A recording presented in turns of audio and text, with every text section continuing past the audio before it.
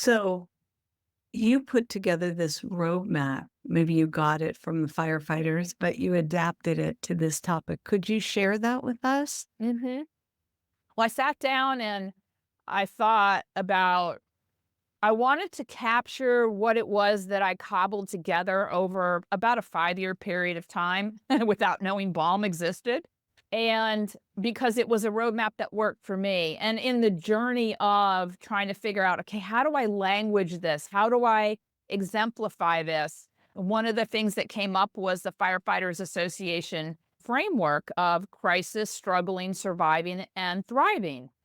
I had known that thriving was the aspiration that I held, but I didn't have the descriptors for all 4 of those areas, and Mhm. so when I found it, I was like, "This is brilliant," because it gives descriptors for people to identify where are they on this framework, and I use it quite often with my executives as they go through various things for them Mhm. to identify and then also identify, okay, if I could take one thing, if I'm in crisis, which a lot of people, sleep is an issue. If I could Mhm. take sleep as one thing and I could move it down the spectrum and the framework to I'm able to sleep for the most part well at night, which for me, sleep is mission critical. It is, scientifically one of the massive foundations of our health. I can help people move in that direction where they can get that foundation back in place, and this framework really helps from that perspective. So So talk a little bit, take a stage and take us through it. so I think for a lot of people, they certainly deal with crisis, which means, "I don't know if I can survive this." And I will say, the moment that I witnessed my son's arrest, I there was a thought that went through my head, "I don't know if I can survive this." Mm. And so that looks like potentially panic attacks, nightmares, flashbacks, and inability to sleep because you're just running the scenario over and over and over in your head. And so that required me to do what I would call pattern interrupts. So it wasn't, I didn't give it the power to run over and over and over. Like you're almost grinding it in like a CD. That is so not helpful. Then you have these intrusive thoughts. You could be doing something, you could be laughing, you could be having a great time, and then a thought goes through your head of that, like that moment, or he could die, or she could die. I mean, lots of times we're dealing with obviously life or death situations, and that particular intrusive thought can be present quite often. Um, I mean, worst case scenario, you actually believe you're not going to be able to survive this, and potentially you lean into some self harm things. People start drinking, they start doing drugs, they may be cutting, they may have suicidal ideations, those kinds of things, which are more on the spectrum. A lot of anger, enraged. Why are they doing this to me? And why can't they see, this is killing me or they're killing themselves? When we are in that place, we're in our brainstem, which is the fight, flight, or freeze place. Mhm.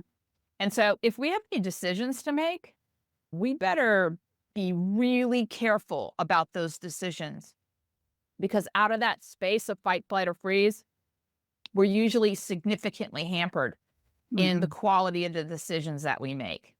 We may feel numb, lost, out of control. We may be so devastated we pull back from relationships that will support us, hold us, love us.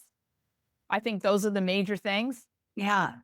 And then so you move from crisis into struggling. Hmm. We would call that pre-shift into shift in progress.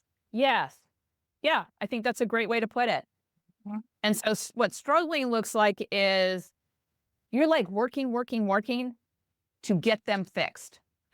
As an example, your whole being is about getting them in treatment, doing whatever you can to convince them, cajole them, yell at them to make all that happen. And then you finally hit this point where I can't keep this up.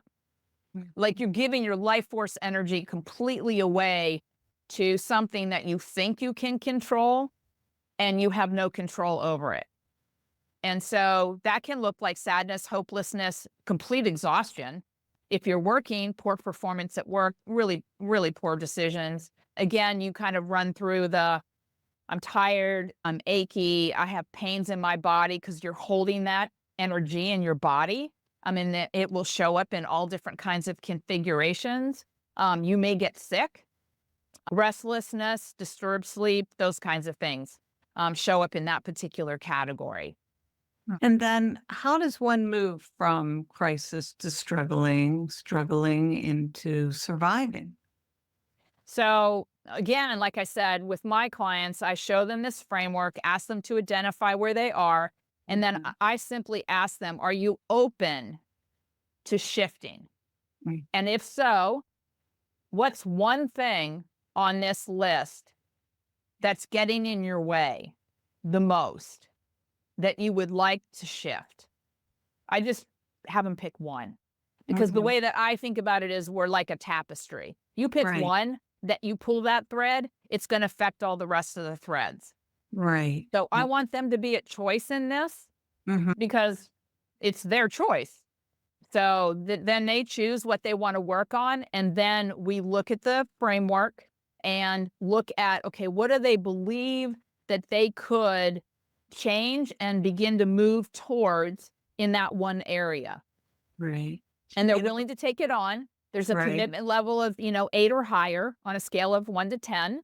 And then Mhm. we map through, okay, what are one or two things that you can start to embed tomorrow that are habits that are going to be created anew. And then I also So talk to them about habit change and how that works in our brains. So they're right, more aware of, look, your brain's going to try and keep you safe, which means keeping the same habits you've had. right.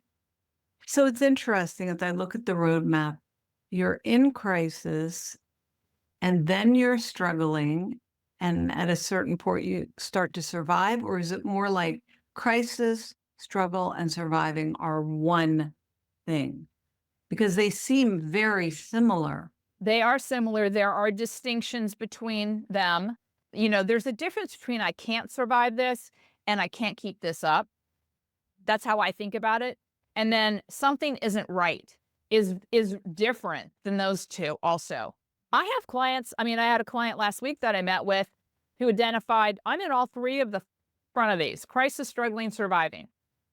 And I was Mm, like, okay, yeah, so what's the one very that's getting in your similar. way the most? Let's Mhm, let's start there.